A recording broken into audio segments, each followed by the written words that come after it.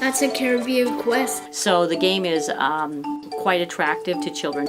I like everything from Caribbean Quest. The underlying principle of the game is that children do tasks that are difficult for them to do. No. In our study so far, children really like the CQ. They like playing it. And even though sometimes it's hard, they still want to do it. Yes. But the underlying theory of what we're doing in having kids practice on things that are hard is basically a bit about neuroplasticity, or how we develop brain mechanisms or brain systems. It uses the idea that neurons that fire together wire together.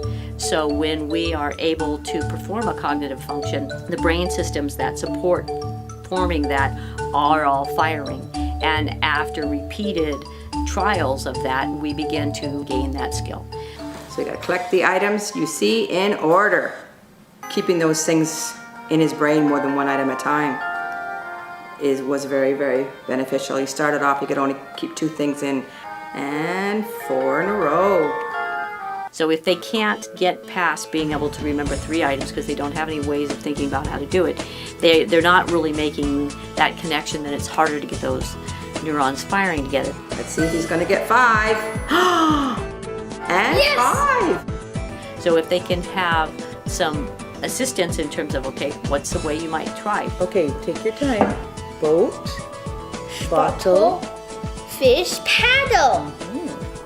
I don't know how to. Okay, remember you have to look at the fish at the beginning. And then having the child learn how to monitor and look at their performance.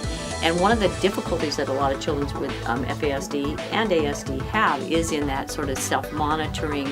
What am I doing? How am I trying to do this? Yeah, what was nice about it too is the paperwork. You could actually see the improvement. You got them all. I got 67. Good.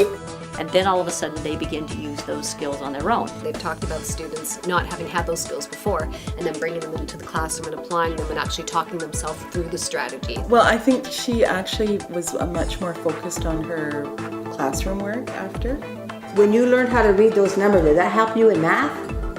Yes. These types of interventions can be delivered as part of a school program. A child can work on this type of an intervention within their school day. I told you it was easy.